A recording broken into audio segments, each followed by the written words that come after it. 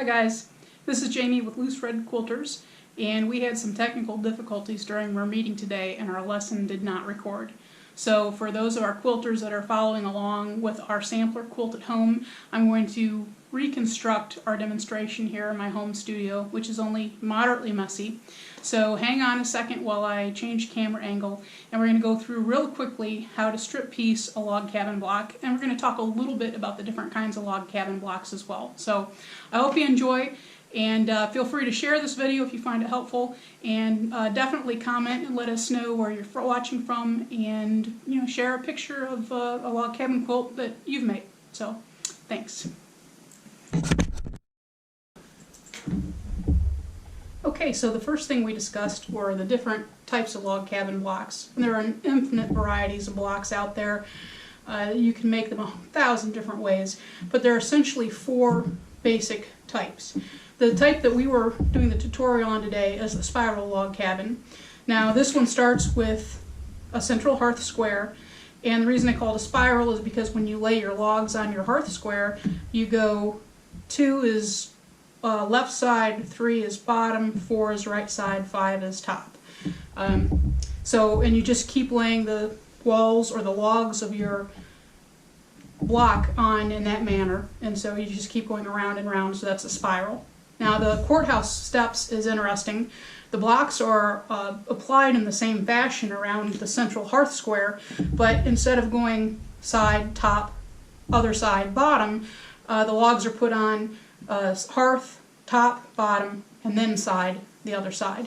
And that's why you get a little bit different appearance, and it's an interesting variation. The one on the bottom left is probably one of the most dynamic, and it's also very modern. But you can see that they start with the hearth square at the very bottom corner, and then they lay their logs on all in the same direction. This is very stunning when you're using have a good use of color, so you can get a nice gradient, or you get some really startling colors going from light to dark or dark to light. And I have a couple examples of that I'll show you later. And then this is a paper piecing method, so if you really like Patsy's demo that we did last week on paper piecing, that would be a good one for you to try. It's also very modern. And they start with the central hearth, and then they kind of skew everything and paper piece on all these additional pieces to kind of give you that wave pattern. So that's pretty neat. Okay, the next slide is going to be some images of those various patterns. This one is the gradient, where we had the central hearth in one corner and all the logs were put on going one direction, and you can see how dynamic that is. Now using similar colors, you can see the other quilt on the right side of your screen. They've done a traditional log cabin block, the spiral log cabin, and they've just arranged their blocks in a different pattern. So really some big differences in appearance and just small changes in these blocks.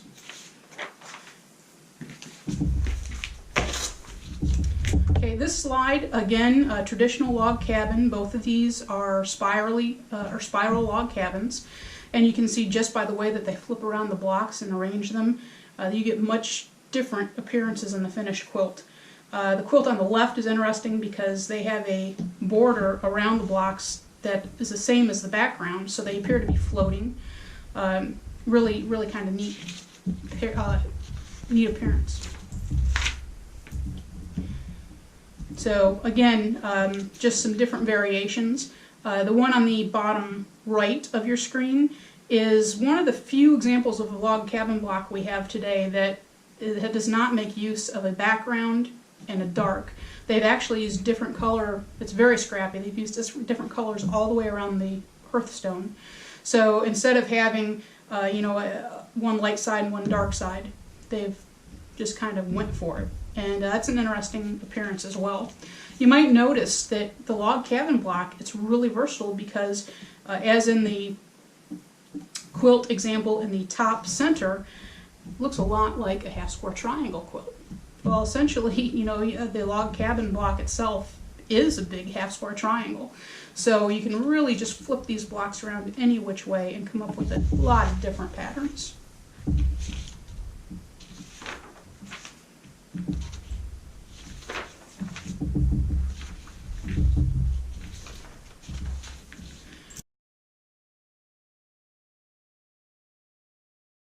This last slide is really interesting.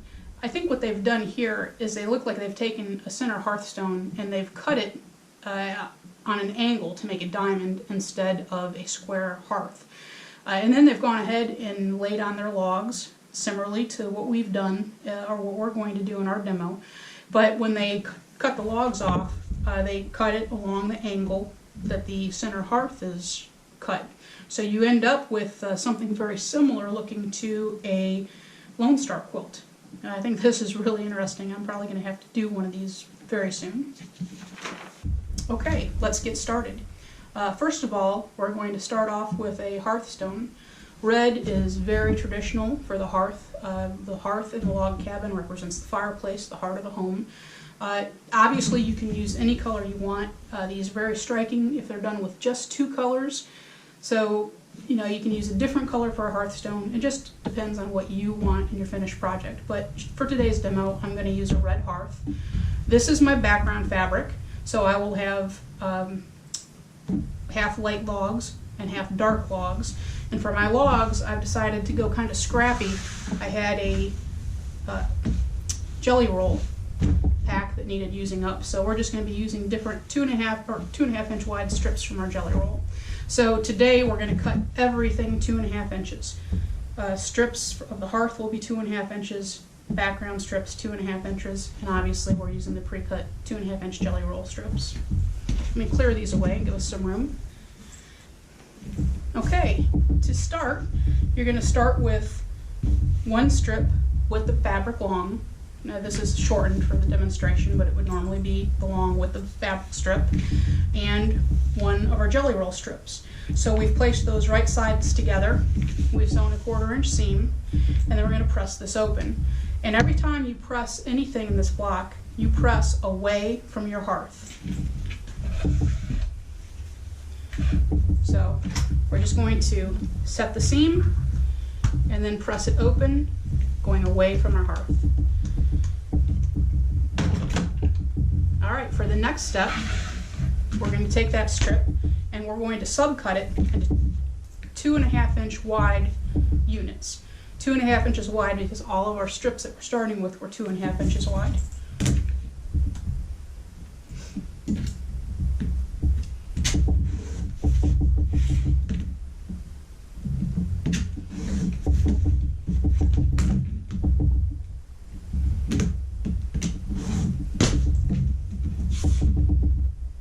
Okay, now that we have a few of these to work with,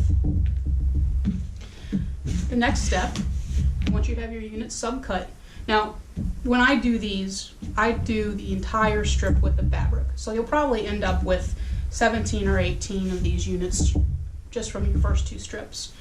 So, but you can work in as little units or as many units as you want at a time, but I think it's easiest if you assembly piece these. So I cut everything for this step now, and then assemble all those units, and then we move to the next step and assemble all those units. It goes really quickly that way. Obviously you don't have to do that, you can do it one at a time, but it works for me. So the next thing you do is you stack your fabrics up, or your subcut units up, and then you turn it so the last log that you put on the hearth is toward you. So we're going to want to spin this around. So we are going to take our next strip that we're going to sew these to. So let me grab a strip. Okay, now I'm going to take the next strip and I'm going to place it right side up on my sewing machine. So the sewing machine would be here. We're going to pretend that I'm at the sewing machine. And then we take our stack of subcut units. We take the top one and we turn it right side down, and then we move it to the strip that we're going to sew it to. So here's your sewing foot. So you would go ahead and you would sew this unit, and before you run off the edge, about when you get here, you're going to take your next one in the pile, turn it right side down. Now the hearth is toward you. We're going to move it to our strip, snug it right up there. You just want enough space in between the two that you can cut them apart without cutting into the units. And then you continue to sew. When you get down to the end of this unit, we repeat it. Flip and move it to your strip. Continue to sew, flip face down, right side down, and move this one to your strip. and you sew. So you do that until you've gone the entire length of your strip, or how many blocks you want to work with in this step. So let's move these aside. What you end up with, it's like a string of flags. We have these units that are sewn to the strip. So what I do is I lay them on my cutting board with the unit you just sewed up, and then we cut them apart.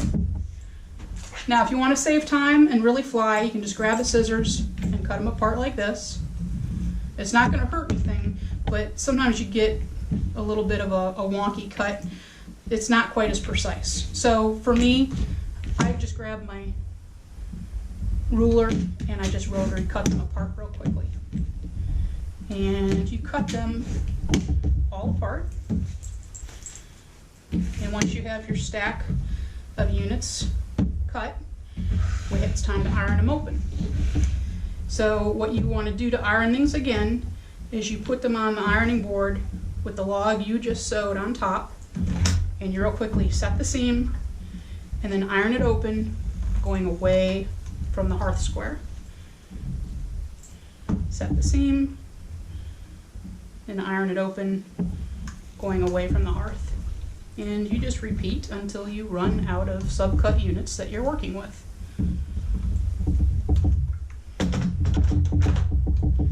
Okay, now that we have that stack of units, it's time to start putting on the next log. And then, since we've gone hearth unit, dark color, now it's time to put on our light background color, if you're going to be using a dark and a light, which we're assuming for the purpose of this demo. So we take one of our light strips, and what I'm working with for my background is a white on white strip with kind of a subtle print. And you want to make sure that you don't sew into the selvage edge, so let's just chop that off quickly and discard it. So you take the pile of subcut units that you just sewed and you turn them once again so the log you just sewed is toward your body. Alright, so now you take your white fabric right side up and you take your unit, flip it right side down, then you move it to the strip. And we're going to repeat sewing. So you start here, sew down here. When you get your presser foot toward the edge, before you run off, you flip your next unit face down and move it to your background strip and continue sewing. And you do that again for as many units as you have piled up and you're ready to work with at that time. So again, what you end up with when you're done with that step is another set of flags. And once again, we put the side that the log that we just sewed down so we can see where to cut, and we subcut these units.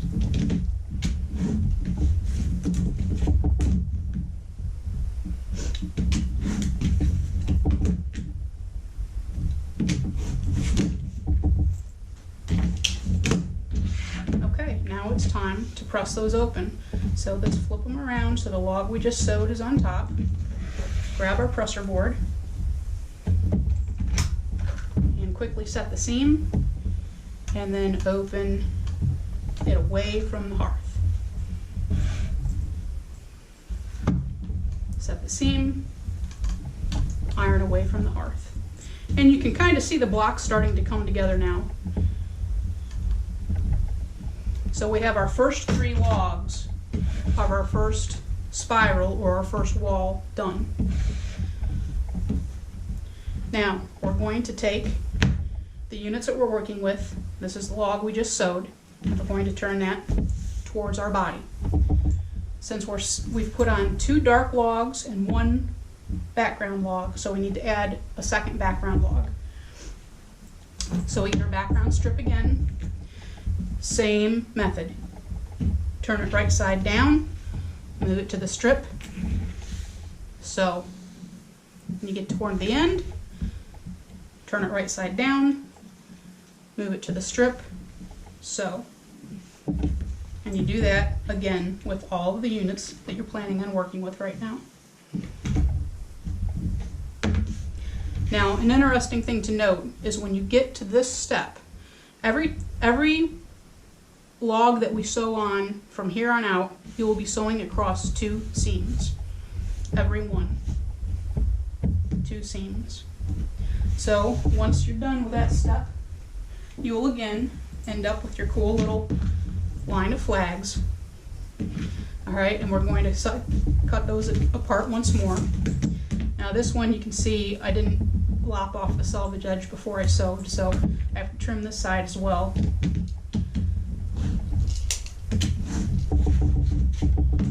We'll cut these 2 apart. Now, when you're cutting these, if you get a couple of these blocks that are a little far apart on your strip, you know, say you've got this next strip, say you've got some space between this strip and this strip, that's no big deal. Just go ahead and cut this one as close as you can, like you normally would, and then just cut off the excess you would have for your next block. It's not a big deal. This is an easy peasy block to work with, so you know, we can always trim up or square up as we go. And once again, it's time to iron, so we flip these so the log that we just sewed is up, and we press away and open from the hearth. Press away from the hearth. And you can see on the back, you can see how this hearth, the center block, is pressed open all the way around. This is going to keep your block nice and flat. It's not going to get too bulky that way. And we keep adding. This is actually the first wall of your cabin, or the first set of logs. And the rest of the block goes together exactly the same way we did the first set. So once again, we're going to stack our blocks up that we have ready to work with. We're going to turn them so the log that you just sewed is toward your body. And now that we've sewn on 2 darks and 2 lights, it's time to go dark again. So reach over and grab a strip from your working pile.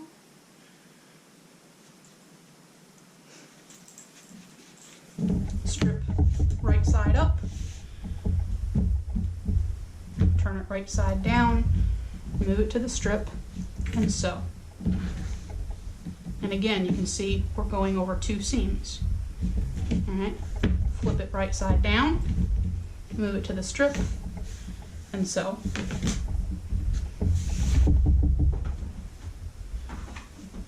So this would be the result of sewing that together. Again, our little flags. Cut these apart. And you can see there's a little bit of a gap here. See, it's not a big deal.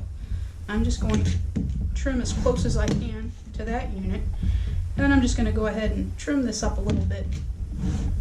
Take off that little piece that we didn't need.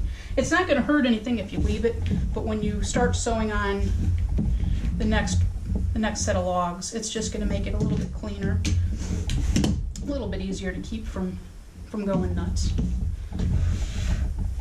So once again, we turn them so the log we just sewed is up. Set our seam, open it away from the hearth, repeat with this one, and now you can really see the block coming together.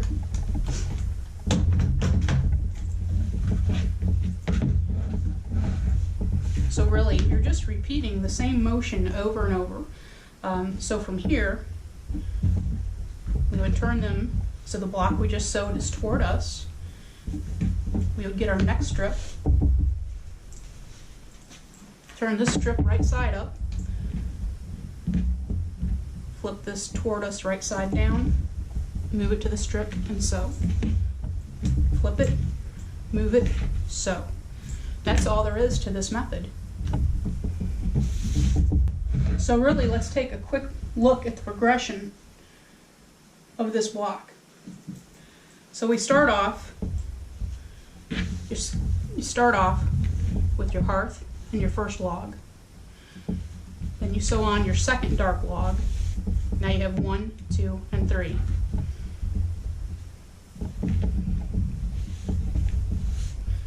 All right, this would be the next step.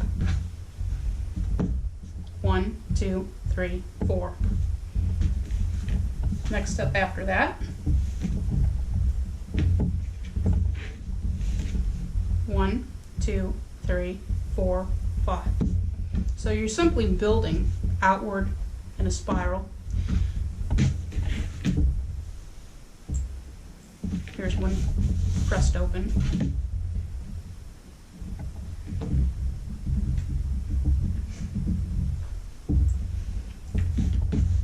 And from here, we start again, 1, 2, 3, 4, 5. And our log number 6 is going to be dark. And from there, we move to log 7, a second dark log. And from here, we start putting, we have hearth, 2 darks, 2 lights, 2 darks. So now we need to do 2 lights. So from here to the next light. And so then we go from this light, one light to 2.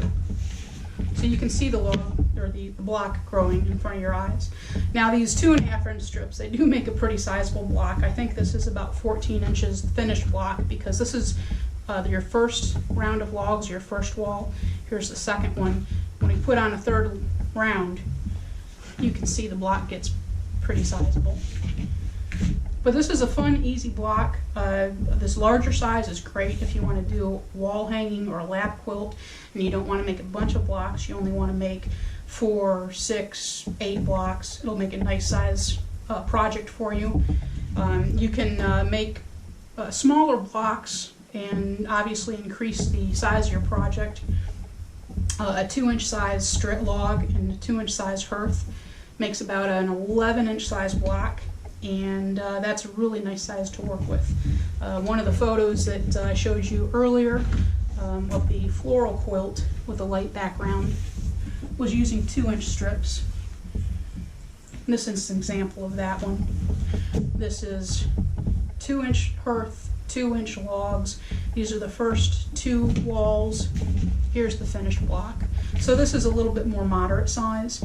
I believe that it was a queen size quilt, and I believe it took 64 of these to make that image, and it just went together lickety split. It's a fun project, and it's something that you don't have to really concentrate on too hard. This is a great project for when you just want to sit and sew. You maybe listen to an audiobook and not have to really agonize over a lot of math or the pattern. So it's a good intermediate to beginner project. And I think that's about it. So thanks for joining us. I hope you found this helpful.